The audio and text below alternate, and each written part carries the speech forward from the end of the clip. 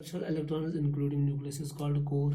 इसी तरह यहाँ पे भी इनर्शियल इलेक्ट्रॉन्स, तो इसका कोर इसके इलेक्ट्रॉन को अपनी ओर खींचता है, तो इसका कोर इसके इलेक्ट्रॉन को अपनी ओर खींचता है। इस तरह आपस में जो फोर्स ऑफ अट्रैक्शन होता है वो कोर और आउटर मोस्ट इलेक्ट्रॉन्स के बीच में होता है।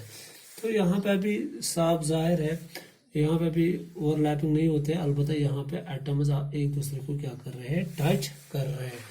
दैट मीन जो मेटालिक रेडियस होगा वो वान डर वाल्स रेडियस से क्या होगा, शाबाश, छोटा, मगर उतना छोटा नहीं होगा जितना किसका रेडियस होगा, कोर, क्योंकि वहाँ पे सीधा शेल्स ऑर्बिटल्स वहाँ पे ओवरलैप करते हैं, एक दूसरे के ऊपर चढ़ जाते हैं। और यहाँ पे ऐसा नहीं, यहाँ पे एटम्स एक दूसरे को क्या टच करते रहते हैं। तो जो इस न्यूक्लियस और इस न्यूक्लियस के बीच में जो डिस्टेंस होगी उसको हम क्या बोल देंगे, मेटालिक बॉन्ड, और इनका जो हाफ होगा उसी को हम क्या बोल देंगे, मेटालिक रेडियस। तो अगर हम यहाँ पे बात करेंगे, अब हम डिफाइन करेंगे मेटालिक रेडियस को, हम लिखेंगे it is defined as half of the inter मतलब होगा दो न्यूक्लियस के बीच में, inter nuclear distance separating the metal cores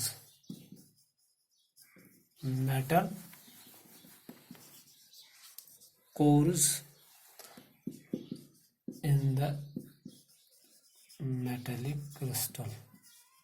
एक मेटेलिक क्रिस्टल में जो मेटल कोर्स के बीच में जो डिस्टेंस होगी, ये एक मेटल कोर है, ये वाला पोर्शन, ये एक, और इनके बीच में जो क्या होता है force of attraction, metallic bonds के हाफ को क्या बोलते हैं, मेटेलिक रेडियस।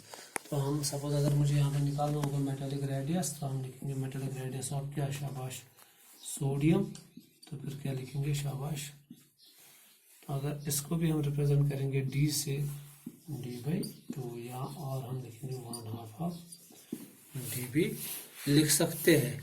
इस तरह हम एक्सप्लेन कर सकते हैं कि शाबाश मेटेलिक रेडियस क्या होता है।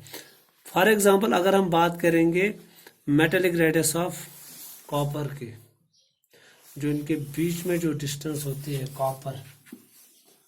कॉपर की जो डिस्टेंस होती है mr ऑफ कॉपर, वो करीबन 256 होते हैं उनके बीच में डिस्टेंस। हाफ करेंगे तो जो वहाँ से आएगा 2 2 4 4 2 8, तो 128 पिकोमीटर है कॉपर का मेटेलिक रेडियस।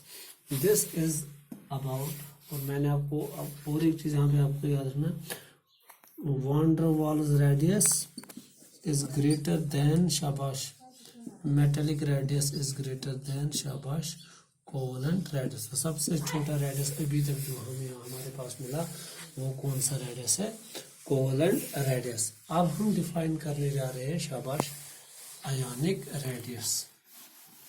आयोनिक रेडियस अब हम डिफाइन करने जा रहे हैं।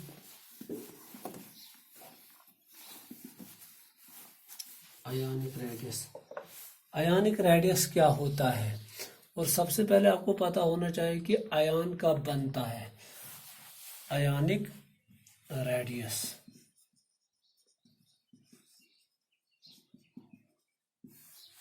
सबसे इम्पॉर्टेंट पॉइंट यहाँ पे आपको याद रखना है कि जो आयोनिक रेडियस होता है, क्योंकि आयन कब बनता है, जब एक atom, neutral atom, electron lose या गेन करता है।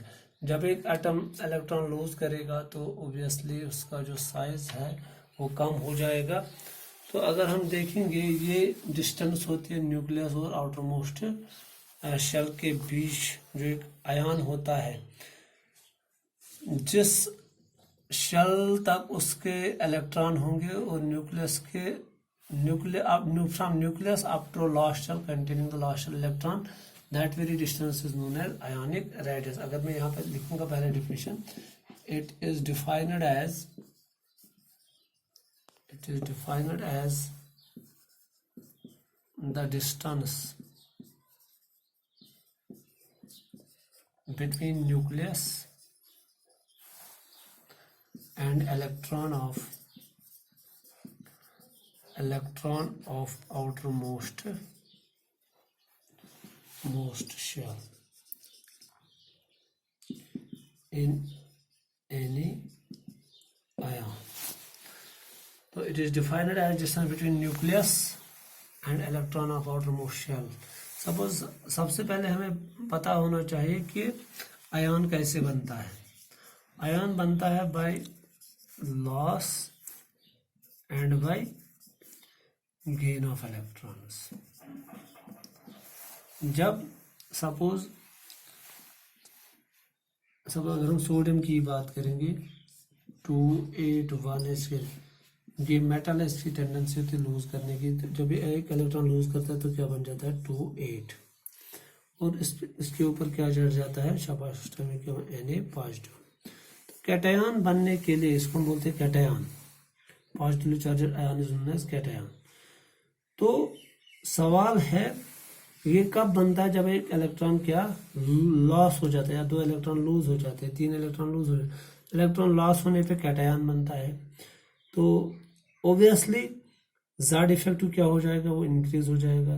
तो आउटरमोस्ट शेल जो फिर इस 8 इलेक्ट्रॉन पे न्यूक्लियस का ज़्यादा फोर्स ऑफ अट्रैक्शन रहेगा तो उससे क्या जो साइज वो कम हो जाएगा.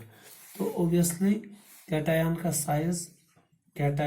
साइज अपने नॉर्मल एटम से क्या होता है, कम होता है. नॉर्मल एटम सपोज अगर मैं यहाँ पे बताऊंगा Na positive is less than as compare to Na, क्योंकि यहाँ पे एक पूरी शेल वैनिश हो जाती है और ऊपर से ज़ेड इफेक्टिव बढ़ जाता है. जो साइज ऑफ कैटायन होता है वो उसके पेरेंट एटम से क्या हो जाता है. Size of cation is always smaller than its parent atom. Reason क्या है? क्योंकि जब एक इलेक्ट्रॉन हो जाता है एक शेल ही वैनिश हो जाती है, या दूसरे लफ्ज में हम क्या बोल सकते हैं, ज़ेड इफेक्टिव बढ़ जाता है. जब ज़ेड इफेक्टिव बढ़ता है तो अट्रैक्टिव फोर्स बढ़ जाता है, तो साइज कंट्रैक्ट होता है, साइज सिकुड़ जाता है. तो कैटायन का साइज क्या होता है, छोटा होता है as compare to its parent atom.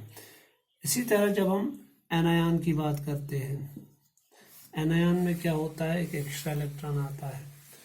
तो ऑब्वियसली बात है, जाहिर सी बात है, जब एक एक्स्ट्रा इलेक्ट्रॉन आएगा तो रिपल्सिव फोर्स बढ़ेगा. तो जब रिपल्सिव फोर्स बढ़ेगा तो साइज क्या हो जाएगा, साइज इंक्रीज हो जाएगा. एनायन का साइज क्या होता है, अपने पेरेंट एटम से बड़ा होता है. Size of anion is greater than parent atom. Suppose अगर हम यहाँ पे देखेंगे Cl negative is greater than as compare to Cl atom, क्योंकि यहाँ पे एक एक्स्ट्रा इलेक्ट्रॉन आता है, ज़ेड इफेक्टिव कम हो जाता है, साइज रिपल्शन बढ़ जाती है. जब रिपल्शन बढ़ता है तो साइज बढ़ने की संभावना ज़्यादा होती है. इस तरह जब हम बात करते हैं आयोनिक रेडियस की, तो ये क्या होता है शाबाश, अगर हमें यहाँ पे सोडियम पॉजिटिव आयन का जो रेडियस होगा वो कहाँ से कहाँ तक होगा, वो सब अगर ये न्यूक्लियस है 11 प्रोटॉन 12 न्यूट्रॉन, तो यहाँ से इस वाली शेल तक ये डिस्टेंस होगी, इसी को हम क्या बोलेंगे शाबाश size ionic radius of cation. और इसी तरह ये भी आपस में एक सर्टेन मिनिमम डिस्टेंस पे ये भी आपस में जुड़े होते हैं. तो उसको हम बोलते हैं इलेक्ट्रोस्टैटिक फोर्स ऑफ अट्रैक्शन. तो electrostatic force of attraction strong होता है as compare, ionic bond strong होता है as compare to covalent bond. तो डेफिनेटली जो आयोनिक रेडियस होता है वो छोटा होता है as compare to covalent radius, और कोवैलेंट रेडियस छोटा होता है किससे, मेटेलिक रेडियस से, और मेटेलिक रेडियस छोटा होता है वॉन डर वाल्स रेडियस से. इस तरह हम लिख सकते हैं आयोनिक रेडियस जो होता है सबसे छोटा होता है कोवैलेंट रेडियस से, और ये मेटेलिक रेडियस से, और ये वॉन डर वाल्स रेडियस. ये आपको याद रखना है. this is all about Shabash, different types of atomic radius.